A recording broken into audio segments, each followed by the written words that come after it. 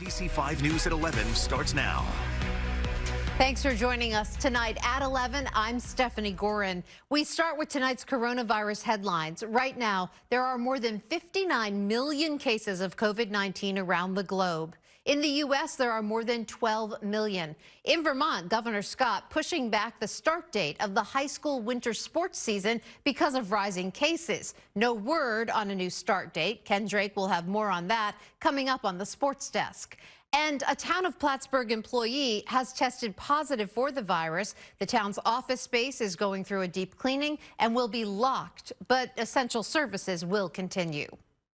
Now to the case count in the region. Vermont announced 49 new cases today. 22 people are in the hospital. In New Hampshire, 362 new cases today. 11 of those cases are in Cheshire County, 3 are in Grafton County, and 2 are in Sullivan County.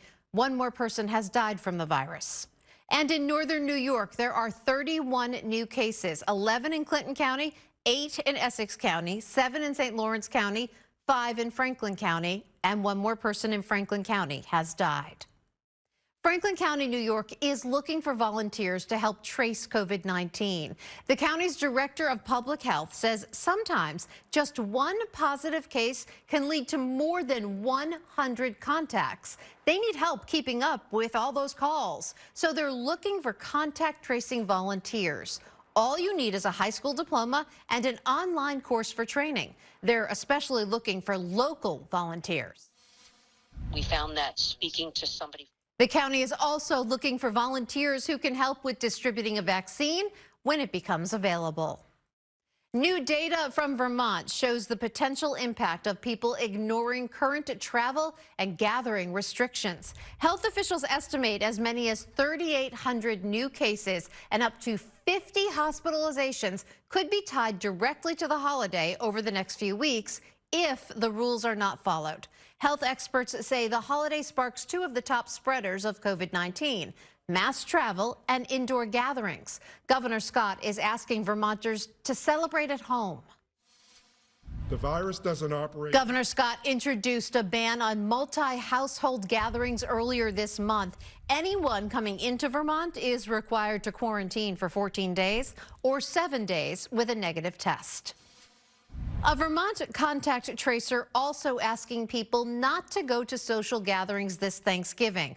Over the past few weeks, contact tracers like Monica Ogilby have become increasingly frustrated with Vermont's rising COVID-19 case numbers, which she says are largely due to people getting together at parties, weddings, and other events. She wants people to take the virus and the threat it poses to our communities seriously. I know it's hard for. She's reminding people to keep their distance if they are around others this holiday season and urging people to connect virtually. All right, it is time for us to talk some weather. This is a live look from Plattsburgh. First Alert Chief Meteorologist Tom Messner is in the Plattsburgh Weather Center. Tom, it was colder earlier in the day than it is now. Is that the case? A man assaulted during a Chesterfield home invasion last week has died. New York State Police say 2 men broke into George Bailey's home on Port Douglas Road with a gun, assaulted Bailey, and took off with cash. Police are looking for the suspects. Now, it's not clear if Bailey died of injuries from this attack. An autopsy is scheduled for tomorrow. Call police if you know anything about the case. A fire destroying a family-owned sawmill in Milton. Flames ripped through Sear lumber yesterday. The Milton Fire Department says it happened after a motor broke in a machine used to cut logs. Everyone working got out safely. The Milton town manager is now hoping the community will come out in support of the Sears. I think it's going to take some. Fire officials say the fire caused more than $1 million in damage. A warning tonight about people preying on those who are suffering financially during the pandemic. There's a scam offering you money if you click on a link and fill out a form. If you click, you will not get money. You'll get ripped off. NBC5's Lauren Granada joins us live with what you should do if you receive one of these scams. Lauren. Well, Steph, Lauren, thanks. Vermont state lawmakers signing off on a plan to open a new secure juvenile treatment facility. The facility is in Wells River. It replaces the Woodside Juvenile Facility in Essex, which closed this year. It will be run by the Beckett Family of Services and costs the state about $4 million a year, about half of what it costs to run Woodside. The plan is to house about 6 youth at the facility. It's expected to open next October.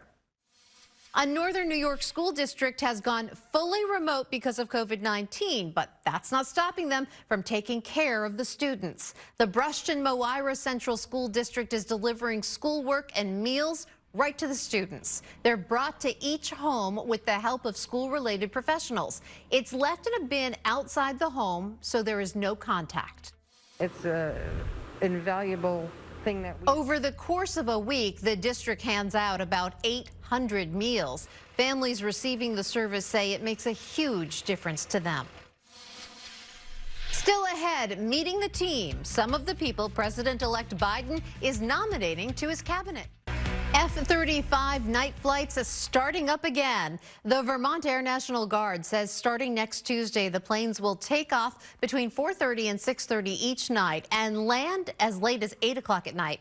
That schedule will last for 2 weeks. The University of Vermont Health Network restoring access to its medical record system after falling victim to a month-long cyber attack. The network says all 6 of its health network hospitals are back online. Doctors and nurses now have full access to the electronic medical records, but there is still work to be done before the system is fully restored. Patients still don't have access to the patient portal or their own charts. Commitment 2020 now. President-elect Joe Biden formally introducing his national security team. Many are familiar faces from the Obama-Biden administration, including Anthony Blinken, nominated for Secretary of State, and John Kerry as a presidential climate envoy. Biden is working to keep a campaign promise of building a diverse cabinet. The team meets this moment. The formal transition process began yesterday. A new low-barrier shelter in Burlington will open later than planned. Renovations are underway at the Champlain Inn. The former motel is being turned into a year-round shelter. The nonprofit group A New Place is managing it. Its executive director says they need more time to make sure it's accessible for those with disabilities. The shelter is now set to open December 7th. It will have 33 rooms, housing up to 50 people. In tonight's State of Addiction, local, state, and federal leaders are celebrating progress on a new addiction recovery program. They say it's a potential model for the rest of the country. As NBC5's Jack Thurston tells us, the project is the result of parents channeling their grief into something productive. She's helping other people. All right. Good to know. Tom, thank you so much, and thank you for joining us tonight. Have a great evening, everyone. Good night.